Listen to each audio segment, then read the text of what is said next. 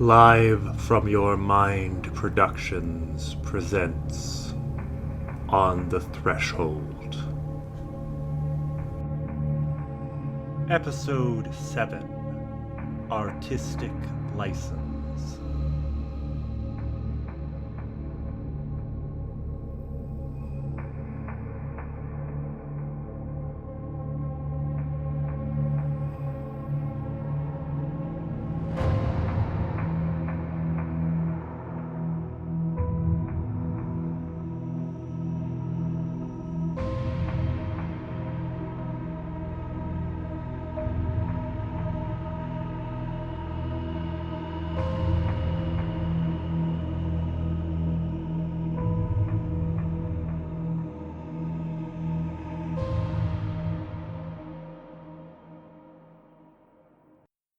Welcome back to the Glazer Files. For the first time, we have a guest, VR artist Zoey Evans. She has a collection of poetry which she believes to have been written by Baron Erasmus Brown, describing his hallucinations after his alleged kidnapping and brain surgery. So much skepticism in a single sentence. Alleged, believes, hallucinations. Are you suggesting that I should be less skeptical? On the contrary, I love skepticism of everything, especially one's own worldview. That's what I love about being an artist, helping to liberate my audience from their preconceptions, their tired, all too limited ways of seeing the universe. I like to think that the human mind is the ultimate canvas on which I paint my art. What do you mean?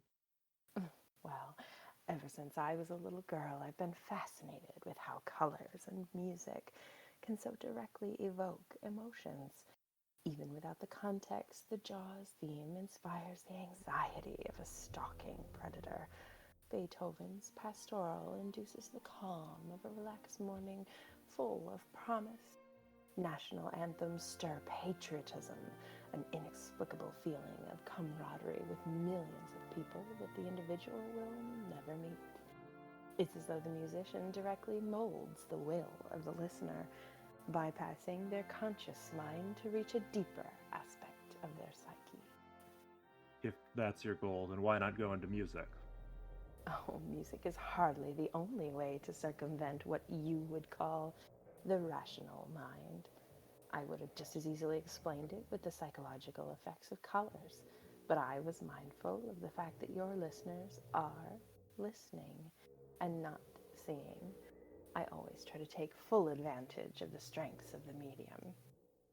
Thank you for that, I suppose. You wanted to discuss the theory behind your art? Yes, you're familiar with ASMR. That pleasant tingling sensation that some people say they get when they're being whispered to or examined or whatever? Oh, there's so much more to it than that, but close enough, yes. There's a sense of comfort and intimate presence to it. Personally, though I haven't seen any scientists propose this yet, I suspect that it's a vestigial remnant of primate grooving behavior. Await monkeys to sit still long enough for another monkey to find and pick all the ticks off their back.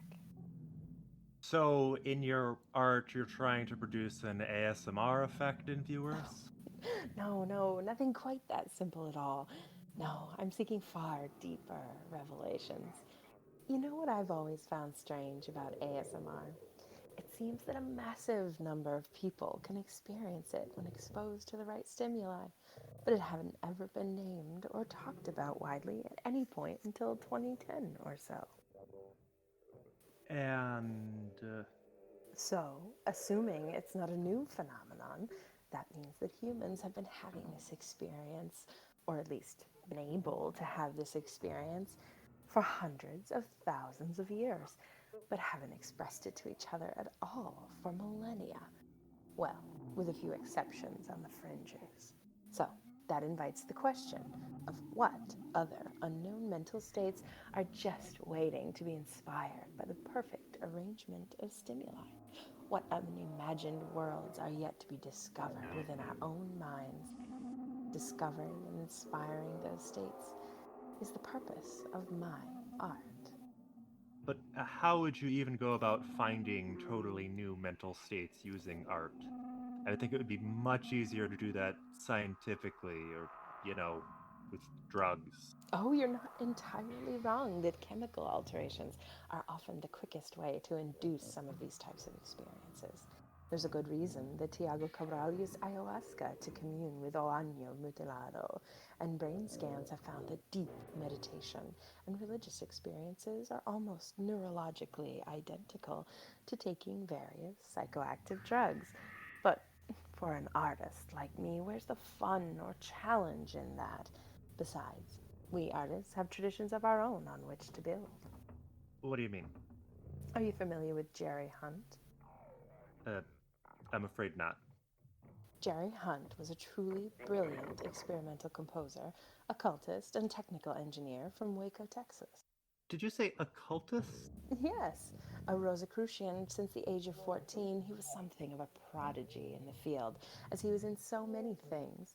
And much like alchemists, he encoded much of his occult insights into his music, most obviously elements of John Dee's and Edward Kelly's Enochian work, but subtler elements are woven in elsewhere for more knowledgeable practitioners. The, I suppose one facet that the uninitiated would recognize today would be that some of his performances evoke an ASMR response, though he performed them at least 2 decades before ASMR would gain more widespread public interest. Even his death was a masterful work of art. He taped his own suicide via a carbon monoxide mask he invented himself to avoid suffering the ravages of lung cancer. In the video, he explained the workings of the device as a gift to others seeking freedom. Work like his has been an inspiration to me, leading me towards those uncharted realms of the psyche. And thus far, I've found that virtual reality is the most effective vessel for this voyage.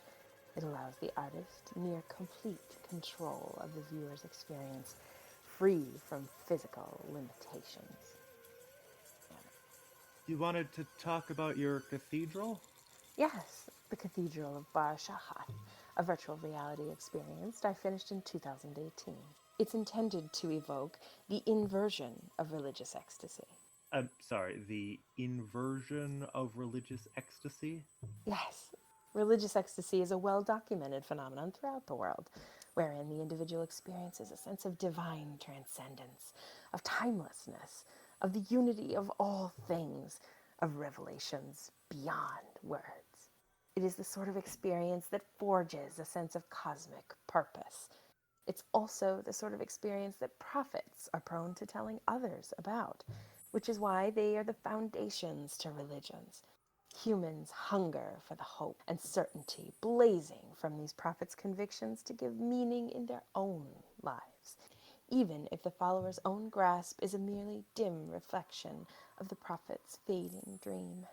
But there are also revelatory experiences that the masses universally shun, their prophets condemned as lunatics for voicing alienating realities that no one wants to hear. They are not exalted, but broken, their accounts silenced if they are ever spoken at all, and so humanity at large has been denied even a second-hand experience of what they have felt in favor of more pleasant imaginings. And so the cathedral is intended to what? Cause viewers to have these sorts of revelations that Epiphanies that have been woefully neglected due to a quirk of social dynamics. that quirk being that they're universally condemned and those who talk about them are shunned as outcasts. More or less.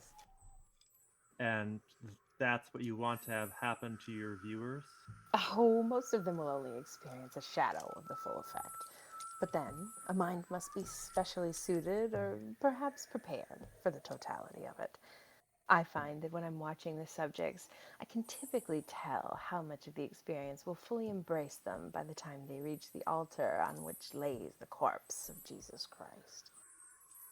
The what? Oh, there you've got me to spoil one of the altars. But don't worry too much. That one is merely a minor prelude to what is deeper inside. I see. And At what point do viewers typically have epileptic seizures? Is that supposed to be a gotcha question, Philip? I'm just warning our listeners to be wary in case they're sensitive to such things. There was a June 2018 Guardian article which highlights several instances of viewers of the cathedral having seizures, including several people without histories of photosensitive Yes, epilepsy. yes, that is a property of the precise frequency of the candle flickering, a deeply unfortunate side effect. So you have fixed it then? Oh, that would be impossible. You see, temporal lobe epilepsy is often intertwined with religious ecstasy and related phenomena, so ultimately the reaction is evidence that the piece approaches my goals. I tend to return to it in a few years once I've had the chance to reflect on the necessary refinements. I see. So these poems, which you say are the ones written by Baron Erasmus Brown, Remember our agreement, Philip? I get to tease my current project as well. After all, his poems helped inspire it. okay, how did these poems inspire your current work? Well, the installation is intended to invoke an experience I call pneumonocyclosia. And what is named It's a that? sensation of re experiencing the totality of one's memories over and over again to the exclusion of one's immediate surroundings. There's little publicly available documentation of it, though Nietzsche makes a coded reference. There are some similarities to post traumatic stress disorder, but these are ultimately superficial, as that is restricted solely to the traumatic event, and I believe that the psychological mechanisms are entirely unrelated. In pneumonocyclosia, one's whole life is played over and over again in exquisite detail. Are you formally trained in psychology? I didn't see anything like that in your university records. I can assure you that my knowledge of the psyche is at least as strong as the feeble grasp held by most of Freud's intellectual descendants. But the real question you should be asking is how my project might aid your investigations. Say, in helping one of those formally trained psychologists you seem to hold in such high regard, or perhaps a certain delivery driver, or any other of your listeners who might have memory issues. Subtle. Sometimes subtlety is overrated. We can discuss that later. First, tell me about the poems. Fixated like a bloodhound, aren't you, Philip? But fine. The collection is called Songs of the Abyss. It is clearly in the style of a romantic late 19th century English poet. It's credited to Desiderius Deniarus, a pseudonym that is likely a reference to the inventor of the diving suit, and the motif of navigating different depths persists throughout the book, much as one would expect based on the first portion of Dr. Powell's account that you read a few episodes ago. There's no record of the Baron publishing any of his poetry. Oh, please, you can drop the skeptic act. You wouldn't have bothered to investigate and interview me if you didn't think the first 2 pages I'd sent you were genuine. I'm sure you're well aware that poets have been publishing under pen names for millennia. And, as agreed, once I hear this interview on the airwaves, you'll have the rest of it. Well then, thank you for your time. Show notes, Philip. Links to Zoe Evans' work are available in the show notes.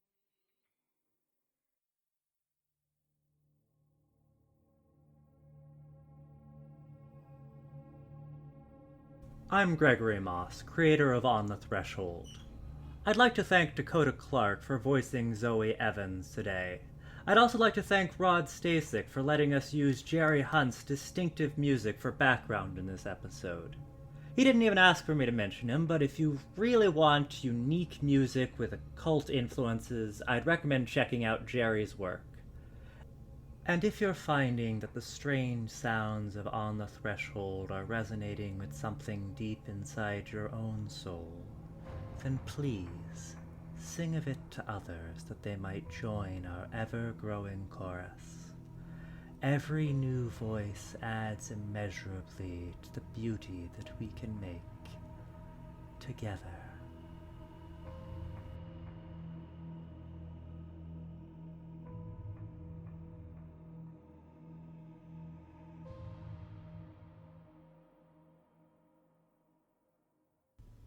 The Brotherhood of the Mountain Unbowed had stood watch over the cloth for all the centuries since the angel had entrusted it to them. The monks lived ascetically in the grand temple complex on the mountain's wind-swept summit, eating only the bare fruits their hard labor coaxed the cold, rocky soil to bear for them. They spent hours each day contemplating their task, the divine purpose for which they endured such hardships. These meditations gave them strength in resisting those who strove to claim their temple, for it was whispered that the monks must guard a precious treasure indeed. The whispers inspired conquerors, mercenaries, and adventurers to seize the temple's prize in many a great battle that stained the whole of the mountainside red. Though they suffered grievous losses, the Brotherhood always endured. Their eternal devotion withstood the greed of the worldly. Even as they mourned their sacrifices, their triumphs renewed their faith all the stronger. Those that they defeated spoke in awe of their fervor, spreading legends of their prowess throughout the land, inspiring prince and peasant alike to join them in their mission. The monks were strict. Only those who passed grueling tests of body, mind, and soul were accepted into the order. Thus did the Brotherhood maintain its ranks with only the truly devout and fit to endure their vigil. So the centuries rolled on, the monks stoically standing strong against ice and steel alike.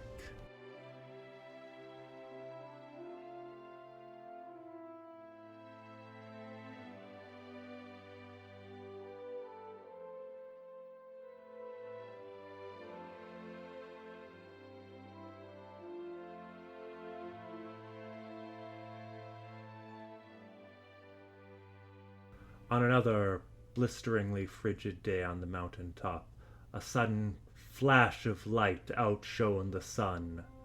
The angel had returned. It stood before the cloth upon the altar. The brothers assembled, awaiting judgment. The angel spaketh unto them. Thanks for watching this for me. It's always great to know that you have a towel ready when you get out of the bath. And the angel departed with the cloth.